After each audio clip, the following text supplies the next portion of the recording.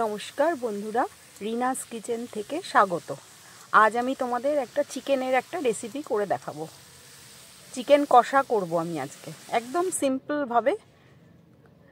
একটা কড়াই চাপালাম, তার মধ্যে আমি সর্ষের তেল দিয়ে দিলাম পরিমাণ মতো।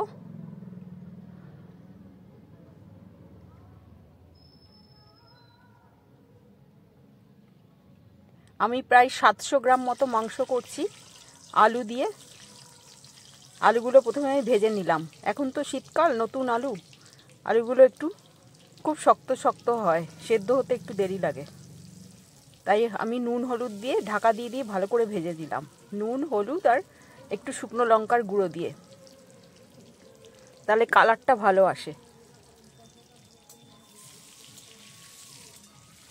ভালো করে ভেজে নিলাম।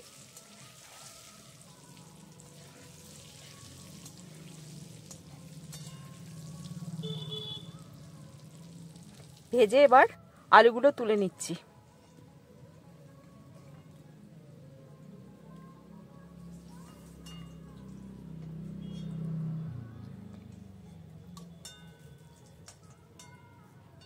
এবার এই তেলের মধ্যে আমি গোটা গরম মশলা ফোড়ন দিয়ে দেবো। এলাচ, দারচিনি, লবঙ্গ ফোড়ন দিয়ে দিলাম। আর আমি কিছু আদা আর রসুন ছেঁচে রেখেছিলাম, আদা রসুনটাও ফোড়নে দিয়ে দেবো। দুটো তেজপাতা দিলাম, 2-3টে শুকনো লঙ্কা দিলাম ফোড়নে, আর গোটা জিরে দিলাম 1 চামচ মতো, আর আদা রসুন কয়েকটা ছেঁচে দিয়ে দিয়েছি। তাহলে রসুনটা দিলে গন্ধটা সুন্দর আসে, আর রসুনটা বেশ ভাজা ভাজা হয়ে যাবে, সুন্দর গন্ধ বেরোবে। এটা আমি ফোড়নে দিলাম, আমি রসুন পরে আবার দেব। ফোড়নে দিলে গন্ধটা ভালো হয়। তোমরা দিয়ে দেখো, রসুন ফোড়নে খুব সুন্দর গন্ধ আসবে। এবার আমি পেঁয়াজগুলো কুচিয়ে রেখেছিলাম, সেই কুচানো পেঁয়াজগুলো দিয়ে দেবো।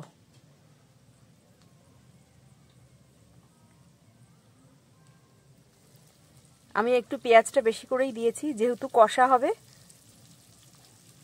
পেঁয়াজটা বেশি করে দিয়েছি একটু।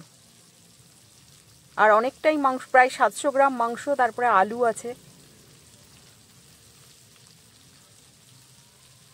ভালো করে পেঁয়াজটা ভেজে নেব। নুন দিয়ে দিলাম, তাহলে পেঁয়াজটা তাড়াতাড়ি নরম হয়ে যাবে। পেঁয়াজটা একদম লাল লাল, খুব বেশি ভাজার দরকার নেই, অল্প ভাজলেই হবে।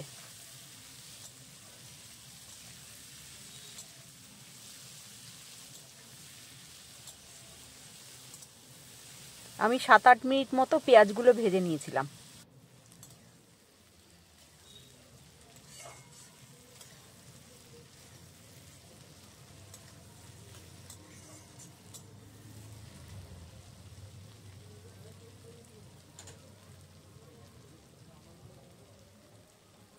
এবার চিকেনগুলো দিয়ে দিলাম।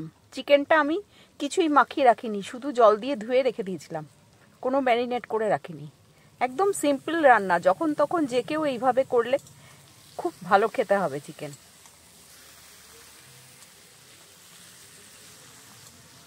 চিকেনটা আমি প্রায় 5-6 মিনিট ভেজেছিলাম পেঁয়াজের সাথে। একটু ঢাকা দিয়ে ভাজছিলাম, জল বেরিয়ে চিকেনটা অনেকটা সেদ্ধও হয়ে যাবে।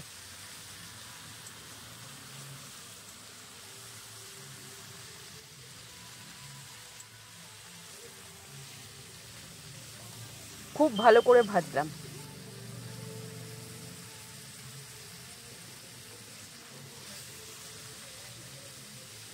তোমাদের যদি রেসিপিটা ভালো লাগে, আমার চ্যানেলটাকে সাবস্ক্রাইব করো, লাইক ও কমেন্টস করো। এবার আলুটাও দিয়ে দিলাম, কারণ নতুন আলু খুব শক্ত হয়, আগেই দিয়ে দিলাম যাতে তাড়াতাড়ি সেদ্ধ হয়ে যায়। কারণ চিকেন বেশিক্ষণ সেদ্ধ হতে লাগে না, চিকেন তাড়াতাড়ি সেদ্ধ হয়ে যায়।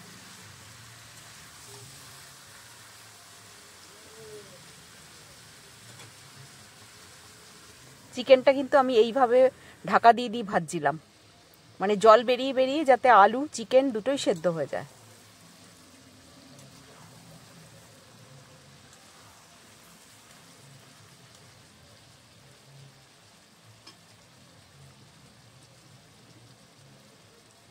এবার আমি আদা, রসুন আর কাঁচা লঙ্কা বেটে রেখেছিলাম সেটা দিয়ে দিলাম।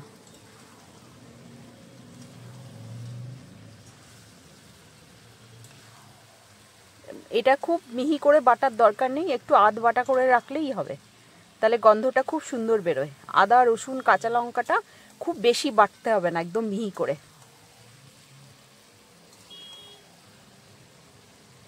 খুব ভালো করে কষিয়ে নিতে হবে।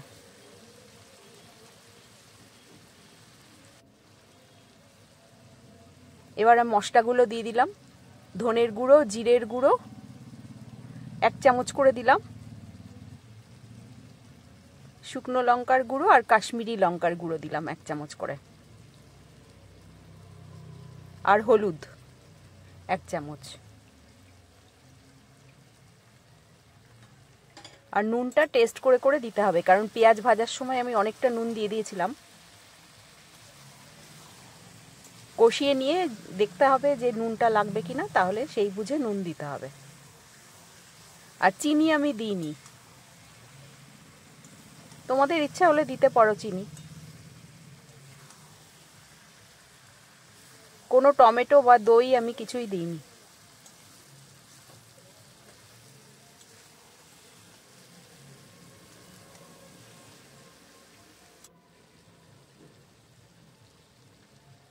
আবার একটু নুন দিলাম, নুনটা কম হয়েছিল বলে আমি আরেকটু নুন দিয়ে দিলাম।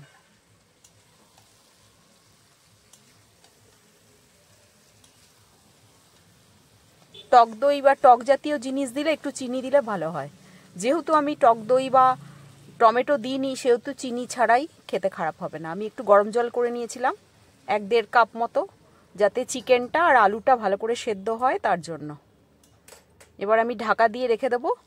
গ্যাসটা একদম সিমে করে 10 মিনিট আমি ঢাকা দিয়ে রেখে দিয়েছিলাম, যাতে আলু চিকেনটা সুন্দর করে সেদ্ধ হয়ে যায়।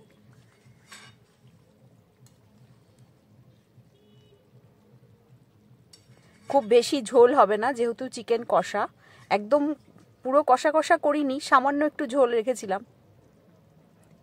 আমার রান্নাটা কিন্তু হয়ে গেছে। এবার আমি গরম মশলা দিয়ে দিলাম।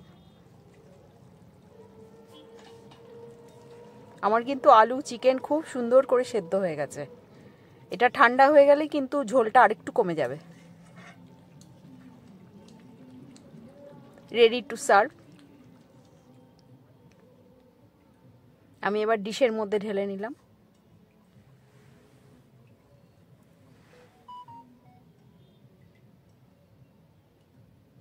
তোমরা এইভাবে করে দেখো, খুব ভালো হবে খেতে। সব সময় টমেটো দই দিয়ে না করে